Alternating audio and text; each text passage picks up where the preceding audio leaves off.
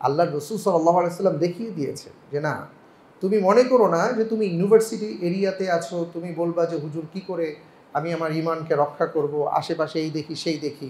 তুমি new market এলাকায় ব্যবসা করো, তুমি বলবা যে আমি কিভাবে চলবো, আশেপাশে এত ফিতনা এই সেই, এমন অনেকে অনেক কথা বলে। কিন্তু তার তাকানো উচিত রাসূল সাল্লাল্লাহু আলাইহি ওয়াসাল্লামের দিকে, কারণ তার পুরো জীবন ব্যবস্থা যৌবনদীপ্ত সময়টাতে তিনি দেখিয়ে দিয়েছেন যে ওনার সমাজের আশেপাশে প্রতিটা ঘরে ঘরে যখন পান্থশালা ছিল, প্রতিটা ঘরে ঘরে যখন জুয়ার আড্ডা বসেছিল, মানুষজন যখন নারীকেন্দ্রিক এই আচরণকে দোষণীয় ভাবত না, কিন্তু সেই অবস্থাতেও রাসূল সাল্লাল্লাহু আলাইহি ওয়াসাল্লাম এইসব বিষয় থেকে নিজেকে বাঁচিয়ে রেখেছে। এটা এই জন্য যে আজকের যুব সমাজ যেন এখান থেকে শিক্ষা নিতে পারে যে আমি কিভাবে বাঁচব, এটা যদি আমি জানতে চাই, শিখতে চাই, তাহলে রাসূল সাল্লাল্লাহু আলাইহি ওয়াসাল্লামের যুবক বয়সের এই সময়টা আমার তাকানো দরকার।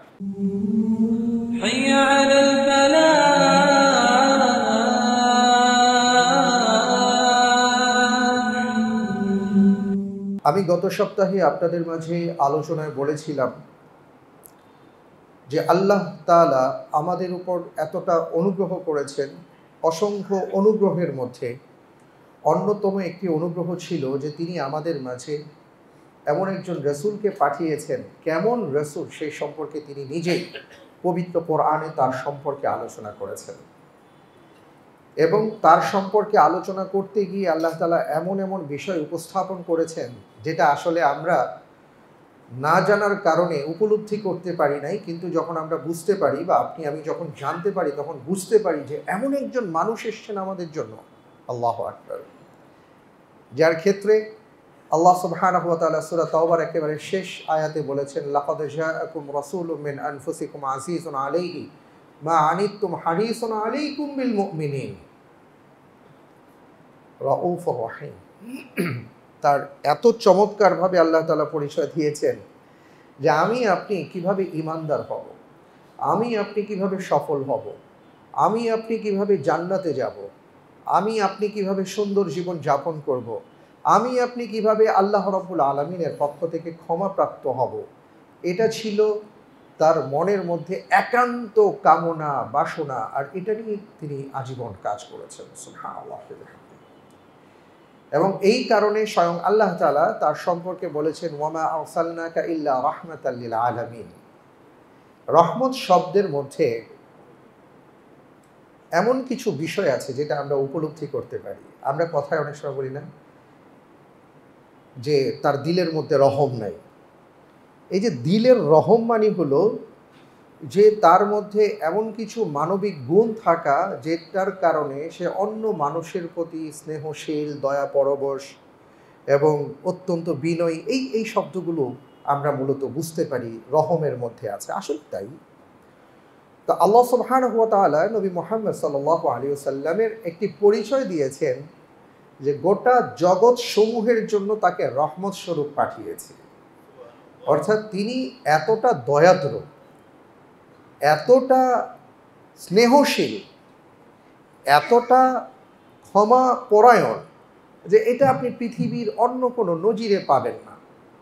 একটু ভাবেন, আপনাকে একজন মারছে, পেটাচ্ছে, রক্তাক্ত করছে, আপনাকে যা খুশি তাই করছে, আপনি শুধু একটা ডাক দিলেই হয়,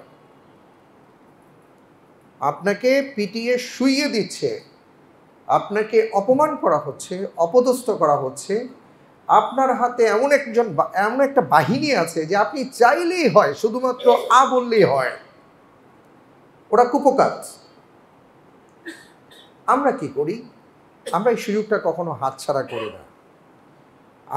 আমাকে কেউ মারবে তো দূরের কথা, আমার দিকে কেউ চোখ তুলে তাকালেই তো আমরা সহ্য করতে পারি না। তায়েফের ময়দানে রাসূল সাল্লাল্লাহু আলাইহি ওয়াসাল্লামকে রক্তাক্ত করার বিষয়টা এইভাবে হযরতে যায়েদ বর্ণনা করেন যে তাকে পাথর ছুঁড়ে মারতে মারতে মারতে মারতে কতটা তিনি রক্তাক্ত হয়েছিলেন যে ওনার পায়ের মাঝে যে মোজা এবং জুতা ছিল, রক্ত আটকে গিয়ে পুরো পা মোবারক ফুলে গিয়ে ওনার জুতাটা উনি খুলতে পারছিলেন না, এবং তিনি যখন জুতা খুলেছেন তখন ওই জুতা চাপ দিয়ে সেখান থেকে রক্ত ঝরেছে। কি পরিমাণ রক্ত প্রবাহিত হয়েছে, এবং তাকে মারতে মারতে এমন অবস্থা হয়েছে যে হযরত যায়েদ রাদিয়াল্লাহু তাআলা আনহু কোনো মতে তাকে ধরে আঙুরের বাগানে উঠিয়ে ওদিক থেকে ছেড়ে দিয়েছেন এবং তারা আঙুরের বাগানে আশ্রয় নিয়েছেন। আর রাসূল সাল্লাল্লাহু আলাইহি ওয়াসাল্লাম কি করেছেন যে উনি সাথে সাথে মাটিতে যে রক্তগুলো ঝরেছে সেই রক্তগুলো তুলে তুলে ওনার গায়ের মধ্যে উনি মেখে নিচ্ছিলেন। কি পরিমাণ রক্ত ঝরেছে বুঝুন।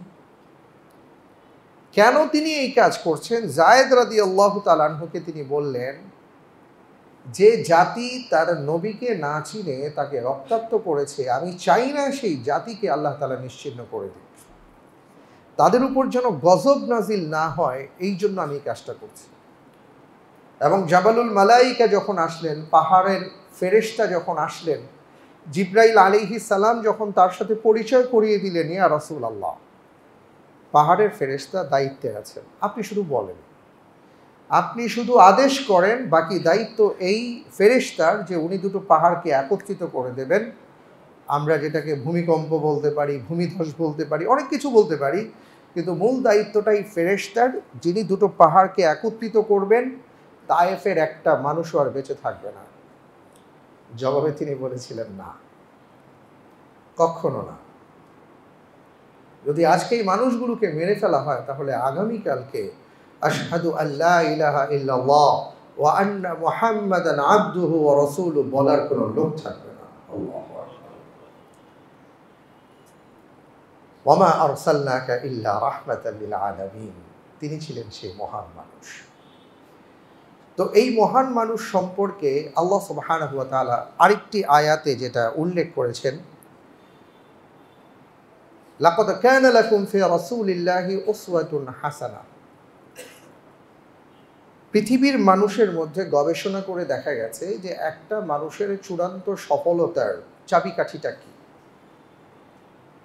তার শিক্ষা, তার দীক্ষা, তার চাকরি বাকরি, ব্যবসা বাণিজ্য ইত্যাদি, বয়স, সব এগুলো নাকি অন্য কিছু? স্কলারগণ বলেছেন যে না, তার সব কিছুর মূলে যে বিষয়টা আছে সেটা হলো তিনি একজন উন্নত চরিত্রের অধিকারী হবেন, যার চারিত্রিক গুণাবলী থাকবে, কার সাথে কি ব্যবহার করতে হয়, কার সাথে কি আচরণ করতে হয়, সেই সম্পর্কে যদি তার সম্যক জ্ঞান থাকে এবং সেটা যদি তিনি বাস্তবায়ন করতে পারেন, তাহলে তিনি পৃথিবীতে সফল মানুষ। আজকে আমরা একটা কথা শুনি না যে আচরণ দিয়ে আপনি অনেক কিছু জয় করে নিতে পারেন, আবার উচ্চারণ দিয়ে অনেক কিছু ধ্বংসও করে দিতে পারেন, যেটা আমরা আজকে পৃথিবীতে দেখি। আল্লাহ সুবহানাহু ওয়া তাআলা স্বয়ং রাসূল সাল্লাল্লাহু আলাইহি ওয়াসাল্লাম সম্পর্কে বলেছেন, লাকাদ কানা লাকুম ফি রাসূলিল্লাহি উসওয়াতুন হাসানা লিমান কানা ইয়ারজুল্লাহ ওয়াল ইয়াউমাল আখির।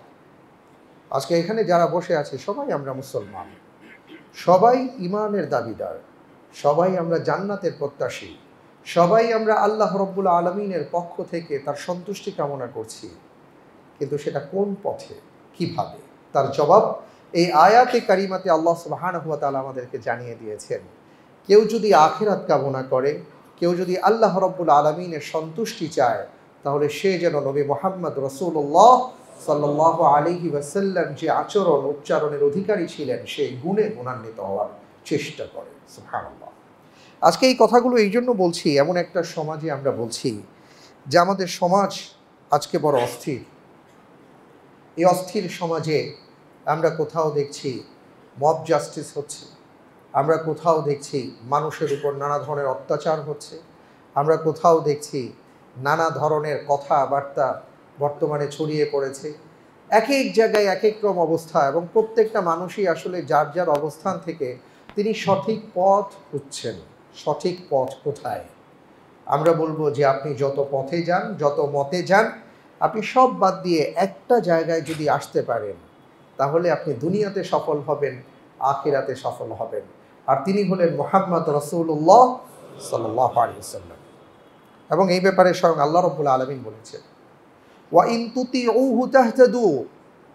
তুমি যদি সত্যিকার অর্থে পথ চাও, সুপথ পেতে চাও, সুপথের ঠিকানা পেতে চাও, তাহলে একজন ব্যক্তি আছেন, তিনি হলেন মুহাম্মদ রাসূলুল্লাহ সাল্লাল্লাহু আলাইহি ওয়াসাল্লামের কাছে তুমি আসো, তাকে অনুসরণ করো, তাহলেই তুমি পথ পাবে। শুধু তাই না, ওয়ামান ইউতিইল্লাহা ওয়া রাসূলাহু ওয়া ইয়াখশাল্লাহ ওয়া ইয়াত্তাকিহি ফাউলাইকা হুমুল ফাইজুন। যদি জীবনে সফল হতে চাও, যদি জীবন এবং আখিরাতে সফলকাম হতে চাও, তাহলে তোমাকে যেটা করতে হবে, আল্লাহ সুবহানাহু ওয়া তাআলার আনুগত্য করতে হবে, রসুলের অনুসরণ করতে হবে।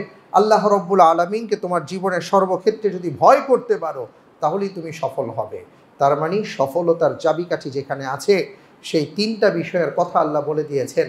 আল্লাহ তাআলার আনুগত্য, রাসূল সাল্লাল্লাহু আলাইহি ওয়াসাল্লামের আনুগত্য, আর সেই সাথে রব্বুল আলামিনকে ভয় করে চলা, তাকওয়ার জীবনযাপন।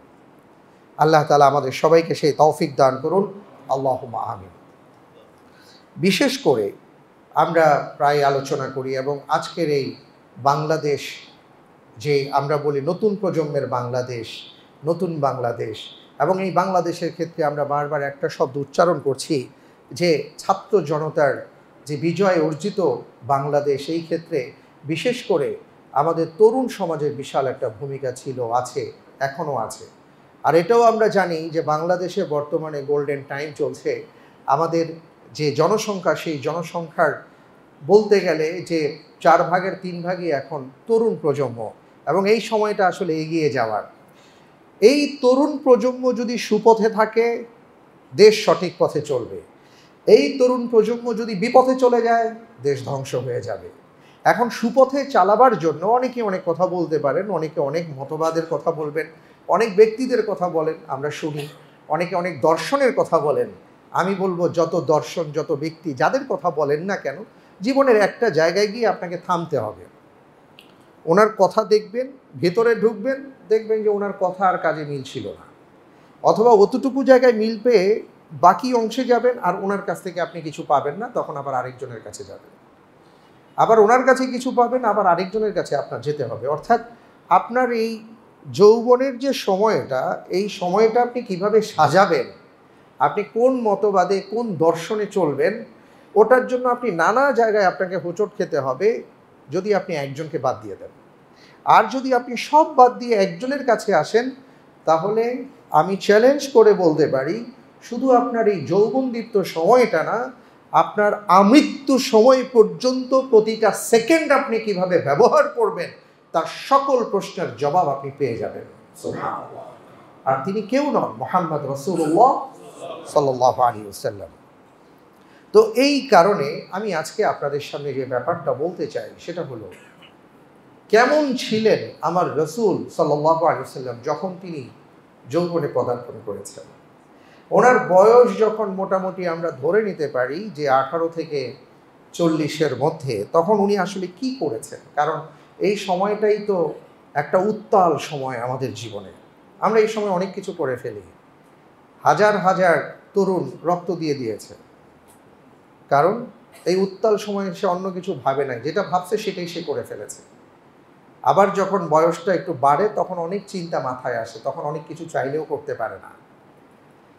তো এই তরুণ বয়সে বা তারুণ্যের সময়টা আপনি কিভাবে কাটাবেন, এটা কাটাবার জন্য দর্পণ হিসাবে যদি রাসূল সাল্লাল্লাহু আলাইহি ওয়াসাল্লামের তারুণ্যের সময়টাকে আপনি সামনে নিয়ে আসেন, তাহলে আপনার জন্য সহজ হবে। তো ওই প্রসঙ্গে আমি কিছু কথা আজকে আপনাদের সামনে উপস্থাপন করব ইনশাআল্লাহ।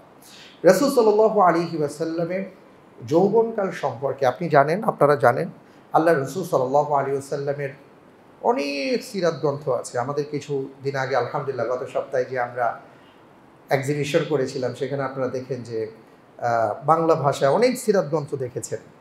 কিন্তু আপনারা জানলে অবাক হবেন, পৃথিবীতে সবচেয়ে বেশি যেই কিতাব রচিত হয়েছে, সেটা হলো সিরাত গ্রন্থ, রাসূল সাল্লাল্লাহু আলাইহি ওয়াসাল্লামের জীবনীর উপর। এতভাবে আর কি নানা ভাষায় হয়েছে, আপনি যদি মিশরের বই মেলাতে যান, তাহলে দেখবেন যে সেখানে বই কাকে বলে। আমাদের তো এখানে তেমন কিছুই না। তো রাসূল সাল্লাল্লাহু আলাইহি ওয়াসাল্লামের প্রতিটা কথা নিয়ে গবেষণা হয়েছে, প্রত্যেকটা কাজ নিয়ে গবেষণা হয়েছে, 24টা ঘন্টা নিয়ে গবেষণা হয়েছে, এগুলো নিয়ে সব কিছু নিয়ে বই আছে। সুবহানাল্লাহি ওয়া বিহামদিহি। তা আমি আজকে খুব ছোট্ট করে বলবো যে রাসূল সাল্লাল্লাহু আলাইহি ওয়াসাল্লামের এই যৌবনদীপ্ত সময়ের ব্যাপারে ইবনে হিশাম রাহিমাহুল্লাহ তিনি কি বলেন। আপনারা জানেন যে সিরাতের কথা বললে একটি বইয়ের নাম চলে আসে, সিরাত ইবনে হিশাম, লম্বা একটা কিতাব, যে কিতাবে রাসূল সাল্লাল্লাহু আলাইহি সাল্লামের জীবনী তিনি পূর্ণাঙ্গভাবে তুলে ধরার চেষ্টা করেছেন এবং একটা অথেন্টিক কিতাব। এবং পৃথিবীতে যারাই পরবর্তীতে সিরাত ইবনে ইসহাক ছিল প্রথম ওনার সিরাতি গ্রন্থ, তারপরে হলো সিরাত ইবনে হিশাম।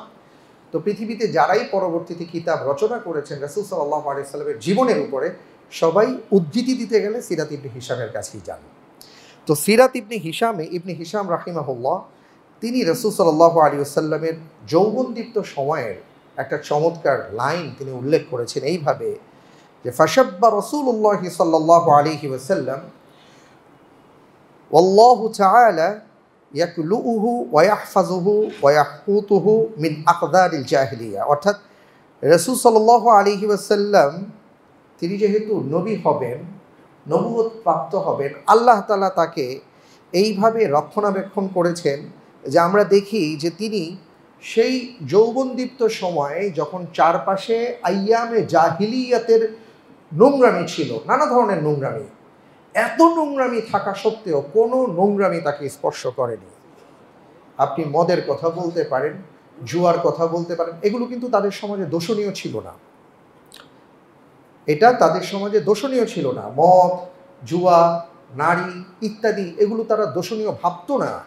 কিন্তু সেই সময়ে রাসূল সাল্লাল্লাহু আলাইহি ওয়াসাল্লাম এগুলো থেকে পুত পবিত্র ছিলেন। শুধু তাই নয়, আরও তিনি বলেন যে ওই সময়ে তিনি যুদ্ধবিগ্রহে যাননি, কিন্তু যখনই কোনো অভিযানে গিয়েছেন বা কোনো ক্ষেত্রে কাউকে সাহায্য করার জন্য মাজলুমের পক্ষে দাঁড়িয়েছেন, ওনার বীরত্ব দেখে সবাই হতবাক হয়ে গেছে যে এই সমাজের মধ্যে এমন বীর আছে, আমাদের জানা ছিল না। ওনার ক্ষেত্রে সবাই এই বিষয়ে দেখেছেন যে এই পুরো সমাজের মধ্যে যদি উন্নত চরিত্রের কথা কাউকে বলা হয়, নবুয়ত পূর্ব সময়, নবুয়ত পরবর্তী সময় না, নবুয়ত পূর্ব সময় যদি উন্নত চরিত্রের কথা বলা হয়, তাহলে সবার আগে যার নাম আসতো তিনি হলেন মুহাম্মদ রাসূলুল্লাহ সাল্লাল্লাহু আলাইহি ওয়াসাল্লাম। এবং সেই সময়ে মানুষদের মাঝে তিনি যেই নামে পরিচিত ছিলেন আপনারা জানেন যে সবচেয়ে বেশি সত্যবাদী। অর্থাৎ তার চেয়ে সত্য কথা কেউ যদি কোনো বিষয়ে জানার চেষ্টা করতো যে আচ্ছা আসল খবরটা কী, যেমন আমরা বর্তমানে আসল সংবাদ জানার জন্য বিগত সময়গুলোতে মোটামুটি সংবাদপত্র বা নিউজ বা যাই বলেন না কেন, সংবাদ মাধ্যম, এগুলো নিয়ে তো আমাদের কত কথা আমরা শুনি। এখনও অনেক কথা আমরা বিশ্বাস করতে পারি না, কার কাছে যাব, অথেন্টিক সোর্স কী। কিন্তু সেই সমাজে কেউ যদি মনে করতেন আমি একটা সত্য বিষয় জানতে চাই, তাহলে চোখ বন্ধ করে যার কাছে যেত মানুষ, তিনি হলেন মুহাম্মদ রাসূলুল্লাহ সাল্লাল্লাহু আলাইহি ওয়াসাল্লাম। আমাদের যুবকরা কেন এমন হচ্ছি না? আমরা কেন সত্য কথা বলতে পারছি না? আমাদের জবান দিয়ে কেন সত্য আসে না? আমরা কেন উন্নত চরিত্রের অধিকারী হতে পারছি না? আল্লাহর রাসূল সাল্লাল্লাহু আলাইহি ওয়াসাল্লাম দেখিয়ে দিয়েছে যে না, তুমি মনে করো না যে তুমি ইউনিভার্সিটি এরিয়াতে আছো, তুমি বলবা যে হুজুর কি করে আমি আমার ইমানকে রক্ষা করব, আশেপাশে এই দেখি সেই দেখি। তুমি নিউ মার্কেট এলাকায় ব্যবসা করো, তুমি বলবা যে আমি কিভাবে চলবো, আশেপাশে এত ফিতনা, এই সেই, এমন অনেকে অনেক কথা বলেন। কিন্তু তার তাকানো উচিত রাসূল সাল্লাল্লাহু আলাইহি ওয়াসাল্লামের দিকে, কারণ তার পুরো জীবন ব্যবস্থা যৌবনদীপ্ত সময়টাতে তিনি দেখিয়ে দিয়েছেন যে ওনার সমাজের আশেপাশে প্রতিটা ঘরে ঘরে যখন পান্থশালা ছিল, প্রতিটা ঘরে ঘরে যখন জুয়ার আড্ডা বসেছিল, মানুষজন যখন নারীকেন্দ্রিক এই আচরণকে দোষণীয় ভাবত না, কিন্তু সেই অবস্থাতেও রাসূল সাল্লাল্লাহু আলাইহি ওয়াসাল্লাম এইসব বিষয় থেকে নিজেকে বাঁচিয়ে রেখেছে। এটা এই জন্য যে আজকের যুব সমাজ যেন এখান থেকে শিক্ষা নিতে পারে যে আমি কিভাবে বাঁচব, এটা যদি আমি জানতে চাই, শিখতে চাই, তাহলে রাসূল সাল্লাল্লাহু আলাইহি ওয়াসাল্লামের যুবক বয়সের এই সময়টা আমার তাকানো দরকার। ইবনে হিশাম রাহিমাহুল্লাহ তিনি আরও বলেছেন রাসূল সাল্লাল্লাহু আলাইহি ওয়াসাল্লাম সম্পর্কে যে ওয়া আযমুহুম জুমলা ওয়া আসদাকুহুম হাদিসা ওয়া আযমুহুম আমানা ওয়া আবআদুহুম মিনাল ফাহশি ওয়াল আখলাক আল্লাতী তুদাল্লিসু ওয়াজাল, যে তিনি এমন একজন চরিত্রের অধিকারী ছিলেন যে মানুষ যে কোনো আমানত তার কাছে গচ্ছিত রাখতে পারত। আর আজকে আমরা আমানত কার কাছে রাখবো? ব্যাংকের কাছে রাখলে ব্যাংক খেয়ে ফেলে, মানুষের কাছে রাখলে মানুষ আত্মসাৎ করে, কারণ আমি কিছু দিলে সে ওইটা নিজের মনে করে, এমনকি কর্জে হাসানা নিয়ে তারপরে খুঁজে পাওয়া যায় না। অর্থাৎ চারিদিকে আমাদের কি একটা পরিস্থিতি, পরিবেশ, অথচ নিজেদেরকে ইমানদার দাবি করি। আর রাসূল সাল্লাল্লাহু আলাইহি ওয়াসাল্লামের এই 18 থেকে 40-এর আগ পর্যন্ত সময়টাতে এমন ছিল যে ওনার সমাজে যে কেউ নিশ্চিন্তে নির্দ্বিধায় আমানত আল্লাহর রসুলের কাছে রাখতে পারত। শুধু তাই নয়, আমানত কিভাবে সংরক্ষণ করতে হয় সেটা আল্লাহর রসুল দেখিয়ে দিলেন কবে? সেই রাত্রিতে যখন তিনি হিজরত করবেন, মদিনায় যাবেন। যে মানুষগুলো তাকে হত্যা করার জন্য তার বাড়ির চারপাশে দাঁড়িয়ে আছে, তরবারি, হাত মুক্ত তরবারি নিয়ে, যে বের হওয়া মাত্র আক্রমণ করব, ওই মানুষগুলোর আমানত রাসূল সাল্লাল্লাহু আলাইহি সাল্লামের ঘরের মধ্যে। আপনি আমি হলে কি করতাম? আমরা যে কি করতাম তা তো দেখছি। যার প্রতি আক্রোশ, সে ঘরের মধ্যে ঢুকে যে কি করা হয়েছে এটা তো আমরা দেখেছি।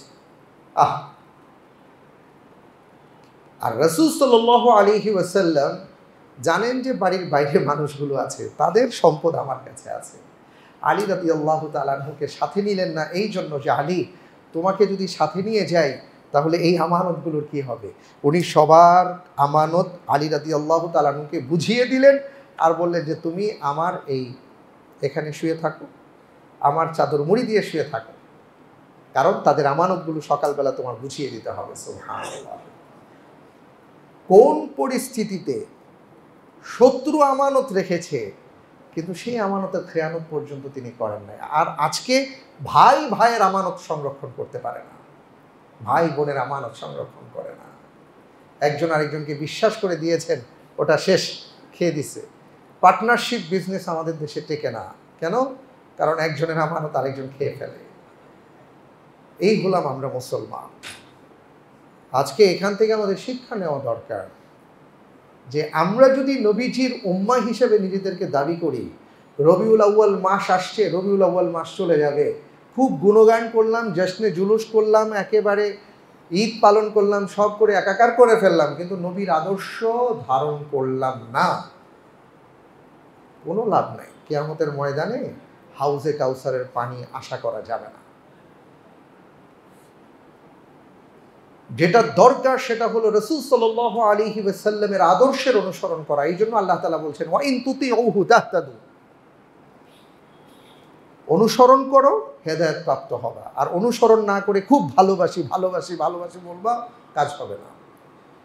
আজকের যেমন দেখি আমরা যে বিভিন্ন আর কি কাপলদের দেখা যায় বা কপতিদের দেখা যায়, ভালোবাসতে সময় লাগে না, ভাঙতেও সময় লাগে না।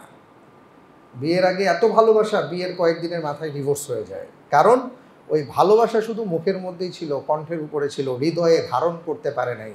এই জন্য ভালোবাসার মানুষটা কি পছন্দ করে কি অপছন্দ করে এইটা সে বুঝতে পারে না। রাসূল সাল্লাল্লাহু আলাইহি ওয়াসাল্লামকে এই ধরনের ভালোবাসা বাসলে হবে না।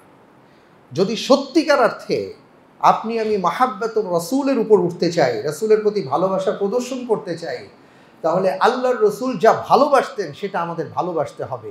আল্লাহর রসুল যা চাইতেন সেটা আমাদের করতে হবে। আল্লাহর রসুল যেটাকে অপছন্দ করেন সেটা থেকে আমাদের বেঁচে থাকতে হবে। আল্লাহর রসুল সাল্লাল্লাহু আলাইহি ওয়াসাল্লাম ঠিক যেইভাবে তিনি আচার আচরণ উচ্চারণ করেছেন সেইভাবে আমাদের চেষ্টা করতে হবে। এটাই তো ভালোবাসা।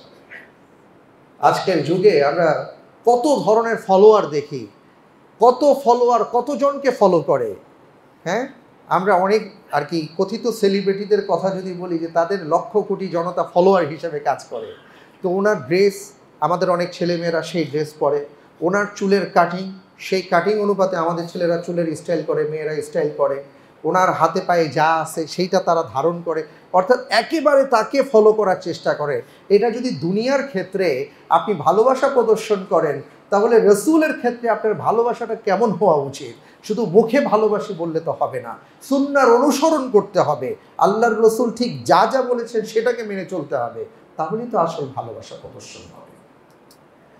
তা রাসূল সাল্লাল্লাহু আলাইহি ওয়াসাল্লামের ক্ষেত্রে ইবনে হিশাম রাহিমাহুল্লাহ তিনি বলেন যে ওনার এতগুলো গুণ ছিল নবুয়ত প্রাপ্তির আগে, যে এই গুণে তিনি গুণান্বিত ছিলেন গোটা সমাজের মধ্যে। শুধু তাই নয়, আমরা যদি আরেকটু খেয়াল করি যে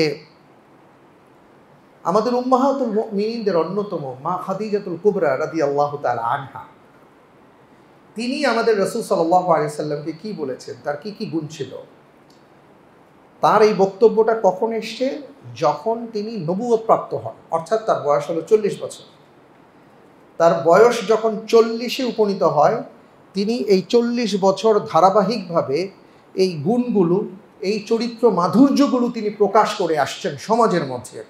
এবং 40 বছর বয়সে তিনি যখন নবুয়ত প্রাপ্ত হন, তিনি কিছুটা বিচলিত হয়ে পড়েন, কারণ জিবরাইল আলাইহিস সালাতু ওয়াস সালামকে তিনি কখনো এর আগে এইভাবে দেখেন।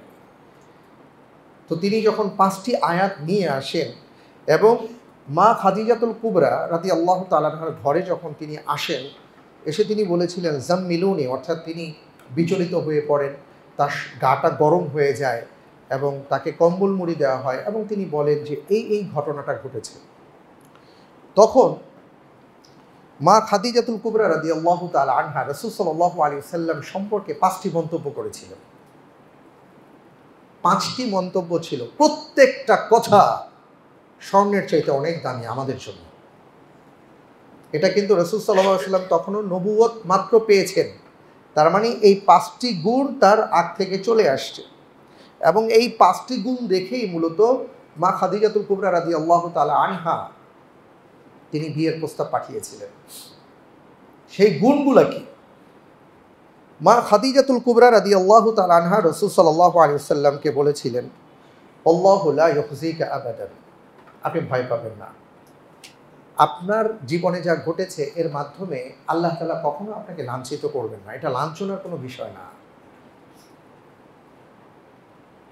আপনি কেমন মানুষ, কেন আল্লাহ তাআলা আপনাকে লাঞ্ছিত করবেন?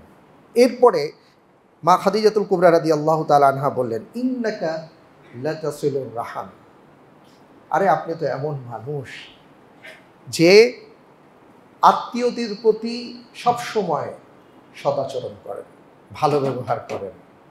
আপনার প্রতি আত্মীয় ভালো হোক মন্দ হোক যা খুশি তাই হোক, কিন্তু আপনি সবার সাথে সদ্ভাব, সবার সাথে সম্পর্ক বজায় রাখার চেষ্টা করেন।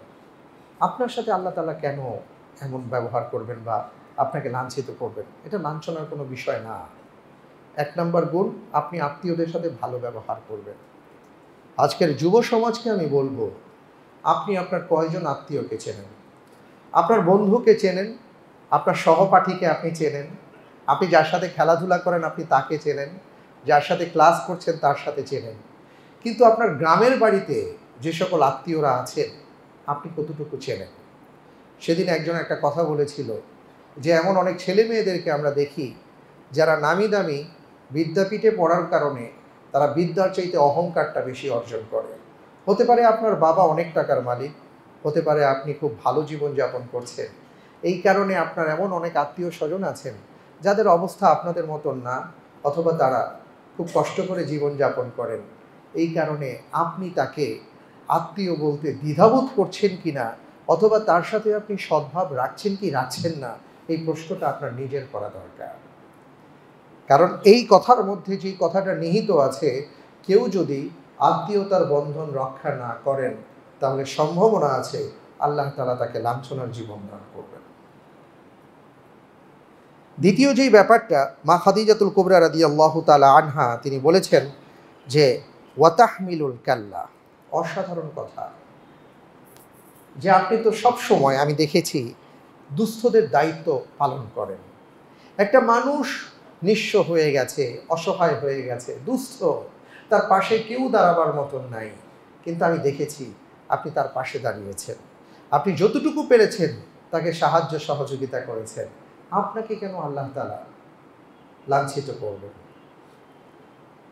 আজকের সমাজের আমাদের যুব শ্রেণী যদি এইভাবে এগিয়ে আসে, দুস্থদের পাশে দাঁড়ায়, আলহামদুলিল্লাহ আমরা দেখেছি যেভাবে বাংলাদেশের মানুষ একসাথে আমরা দাঁড়িয়েছিলাম বিগত বন্যায়, এবং আলহামদুলিল্লাহ এই বন্যার মধ্যে যে পরিমাণ মানুষ সাহায্য সহযোগিতা করেছেন, সত্যি একটা আমাদের চোখে দেখা এমন একটা ইতিহাস।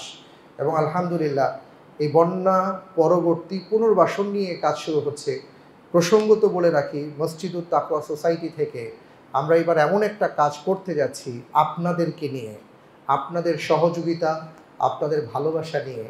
আপনারা ইনশাল্লাহ আনন্দিত হবেন, খুশি হবেন। এই ঘোষণাটা ইনশাল্লাহ আমি আগামী সপ্তাহে দেব ইনশাল্লাহ, এবং এই ক্ষেত্রে আপনাদের সাহায্য লাগবে। তো আমি যেটা বলতে চাই যে মা খাদিজাতুল কুবরা রাদিয়াল্লাহু তাআলা আনহা রাসূল সাল্লাল্লাহু আলাইহি সাল্লামকে বলেছেন যে আপনি তো দুস্থ মানুষের সেবায় এগিয়ে আসেন, আমরা কি সেই গুণে গুণান্বিত? আমাদের যুব সমাজ কি সেই গুণে গুণান্বিত? যদি হয় আলহামদুলিল্লাহ, যদি না হয় আমাদের এগিয়ে আসতে হবে, দুস্থদের পাশে দাঁড়াতে হবে। 3 নম্বর বিষয় যেটা তিনি বলেছিলেন ওয়াতাকসিবুল মাযুম,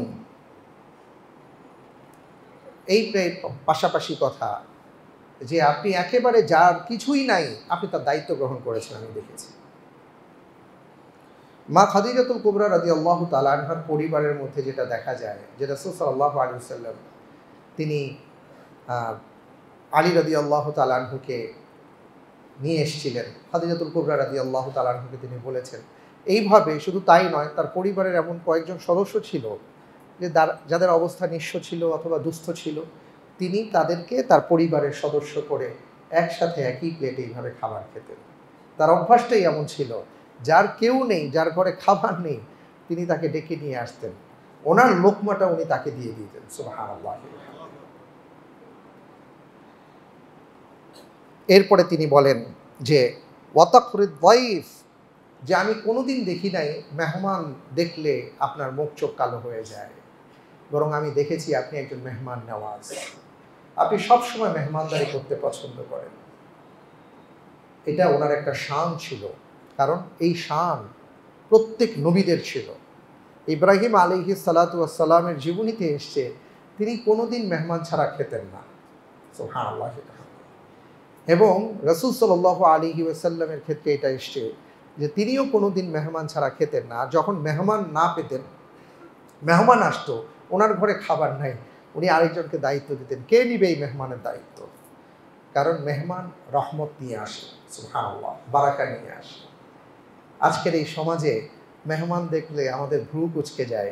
গ্রাম থেকে একটা ছেলে আসছে, হয়তো ইউনিভার্সিটিতে পড়বে, আপনার সাথে একটু সিট ভাগাভাগি করার জন্য আপনার রুমে যখন দেওয়া হয় আপনার ভাল লাগে না, আপনি বলেন কাকে আবার, কোন গায়ের কারি নিয়ে আসছে আমার সাথে শুবে, ইত্যাদি ইত্যাদি।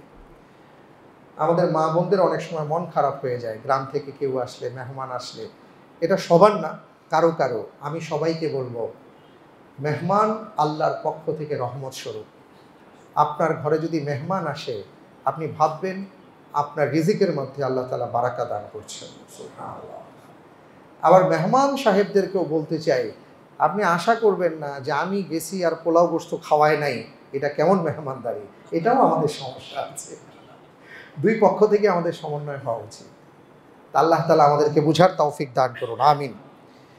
এরপরে তিনি বলেছেন ওয়া তুঈনু আলা নাওয়াইবিল হক, খুব গুরুত্বপূর্ণ কথা। সেটা হলো যে একজন মানুষ সত্য কোনটা, সত্য পথ কোনটা, অর্থাৎ তার কাছে অনেকে পরামর্শ চাইতে আসতেন যে মোহাম্মদ আমি এই বিপদে পড়ে গেছি, আমাকে তুমি বলো দেখি আমি কি করব। অনেক ওনার চাচারা, বয়োবৃদ্ধরা ওনার কাছে আসতেন পরামর্শের জন্য। রাসূল সাল্লাল্লাহু আলাইহি ওয়াসাল্লামের অভ্যাস ছিল যে তাকে সঠিক পরামর্শ প্রদান করতেন, যে আপনি এইভাবে করেন। আমাদের সমাজে আমরা দেখি না যে অনেক সময় যে পরামর্শ চাইতে আসলে দিতে পারি কিন্তু দেই না বা অ্যাভয়েড করি, এটা কিন্তু আমাদের অভ্যাস। বা অনেক সময় আমরা বলি ভাই পরে দেখা করেন, আপনি চাইলে পারেন, হ্যাঁ একটা হলো সঙ্গত কারণে আপনার সময় নাই বা আপনি এই মুহূর্তে পারছেন না, ভিন্ন কথা, কিন্তু আপনার সময় আছে, চাইলে পারেন, কিন্তু আপনি দিতে চাচ্ছেন না বা আপনি এটাকে উটকো ঝামেলা মনে করছেন। রাসূল সাল্লাল্লাহু আলাইহি ওয়াসাল্লাম এটা কোনোদিন মনে করেন নাই। আল্লাহর রাসূল সাল্লাল্লাহু আলাইহি ওয়াসাল্লামের কাছে কেউ যদি এসে পরামর্শ চাইতো অথবা কোনো বিষয়ে জানতে চাইতো, উনি তাদেরকে সুপরামর্শ দিতেন, পথ দেখাতেন। আজকের যুবকদের কি এই সময় আছে? একজন যুবককে যদি এতটুকু বলে পরামর্শ যে বাবা আমি ধানমন্ডি 12 নম্বরে যাব, কোন দিকে যাব, সে বলে ওনারে জিজ্ঞেস করে। এটা যেন না হয়। আপনার কাছে যদি কেউ আসে আপনি অবশ্যই তাকে পরামর্শ দিন, সুপরামর্শ দিন, এবং এটা আপামর সবাইকে বলবো, এটা আমাদের দায়িত্ব। আল্লাহ তাআলা আমাদের এই দায়িত্বের উপর অবিচল থাকার তৌফিক দান করুন, আমিন। এবং আমরা এটাও জানি যে তিনি এই সময়টাতেই একটা বিশেষ উপাধি লাভ করেছিলেন, যেটা কোনো মুসলমান তো তাকে দেয় নাই। ওই সময় তো কেউ ইমানদারও ছিল না, তাই না? কিন্তু রাসূল সাল্লাল্লাহু আলাইহি ওয়াসাল্লামকে সবাই উপাধি দিয়েছিল আল আমিন। এবং শুধু তাই নয়, সিরাত ইবনে হিশামের যে বক্তব্যটা আসছে যে তারা বলে ওয়াকানাত কুরাইশুন তুসাম্মা রাসূলুল্লাহি সাল্লাল্লাহু আলাইহি ওয়াসাল্লাম ক্বাবলা আন ইয়ানজিলা আলাইহিল ওয়াহী আল আমিন, যে কুরাইশরাই তার এই নামকরণ করেছিল, খুশি হয়ে তারা বলেছিল যে আল আমিন। শুধু তাই না, তাকে যখন দেখেছিল যে তিনি আসছেন এবং সমাজ সংস্কার, সমাজের মধ্যে একটা বিরোধ তৈরি হয়ে যাচ্ছে, সেই বিরোধটাকে নিরসন করার জন্য উনি যে পদক্ষেপ নিয়েছিলেন সেটা তো আজকে সমাজে একটা ইতিহাস হয়ে আছে। কি অসাধারণ তার মধ্যে আল্লাহ তাআলা বিবেচনা বোধ দিয়েছেন, এটাই স্বাভাবিক। এখান থেকে আমাদের যুবকদের পথ নিতে হবে যে আমরা যুবকরা আজকে ধরুম রে, মারুম রে, ধর রে, এইটা করবে সেইটা করবে না। আপনি যুবক হয়েছেন, আপনার দায়িত্ব হলো আপনার মেধা, আপনার মনন কাজে লাগিয়ে সমাজে যেন অস্থিতিশীলতা বৃদ্ধি না পায়, বরং স্থিতিশীলতা আসে, সমাজে যেন শান্তি প্রতিষ্ঠা হয়। কিভাবে সবাই মিলে সুন্দরভাবে শান্তি প্রতিষ্ঠা করা যায় এটা নিয়ে কাজ করা। আপনাদেরকে যারা ব্যবহার করে, আপনাদেরকে যারা বলে যে অমুকের বাড়ি পোড়াও, অমুকের মাথায় লাঠি মারো, অমুককে এটা করো সেটা করো, আপনারা শুনবেন না।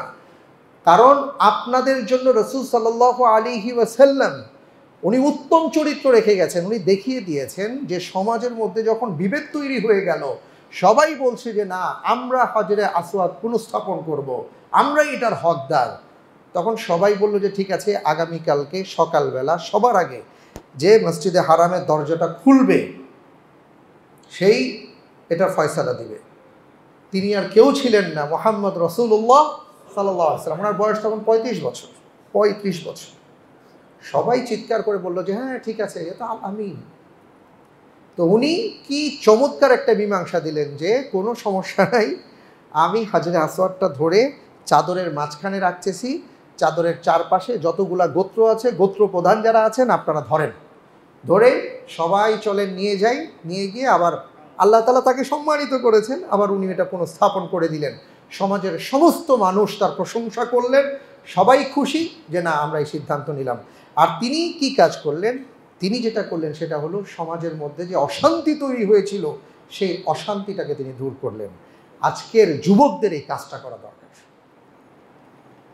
আজকের যুবকেরা যদি এগিয়ে আসে যে সমাজের মধ্যে শান্তি চাই, শান্তি প্রতিষ্ঠার জন্য কাজ করতে চাই, এটা হলো আপনাদের জন্য রাসূল সাল্লাল্লাহু আলাইহি ওয়াসাল্লাম এটা রেখে গেছেন, এটাই আমাদের করতে হবে। তো সম্মানিত ভাই এবং বোনদের উদ্দেশ্যে যেটা বলতে চাই যে আজকে যে কয়েকটা কথা বললাম, রাসূল সাল্লাল্লাহু আলাইহি ওয়াসাল্লামের আরও বেশ কিছু বিষয় আছে যে তিনি যুবক বয়সে যে ব্যবসা করেছেন, তিনি শ্রম দিয়েছেন, তিনি চাকরি করেছেন, তিনি বিয়ে শাদী করেছেন, এবং টোটাল বিষয়টার মধ্যে এমন এমন চমৎকার বিষয় আছে যেটা থেকে আমরা অনেক কিছু নিতে পারি।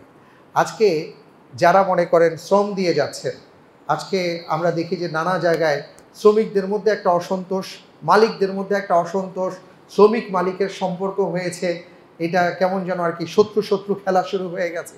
আসলে কি রাসূল সাল্লাল্লাহু আলাইহি ওয়াসাল্লাম প্রমাণ দিয়েছেন, উনি কিছু কেরাতের বিনিময়ে শ্রম দিয়েছেন এবং তিনি তার কাছে যেই ভেড়াগুলো রাখা হতো, ভেড়া চড়িয়েছেন, ভেড়া চড়িয়ে আবার তিনি সেটা ফেরত দিয়েছেন এবং তিনি বলেছেন ওগুলো ছিল আমার কাছে সর্বোচ্চ আমানত। আজকে শ্রমিক ভাইয়েরা তারা যেখানে কাজ করেন তারা সেগুলোকে আমানত মনে করছেন কিনা, অথচ রাসূল সাল্লাল্লাহু আলাইহি ওয়াসাল্লাম এটা শিক্ষা দিয়েছেন।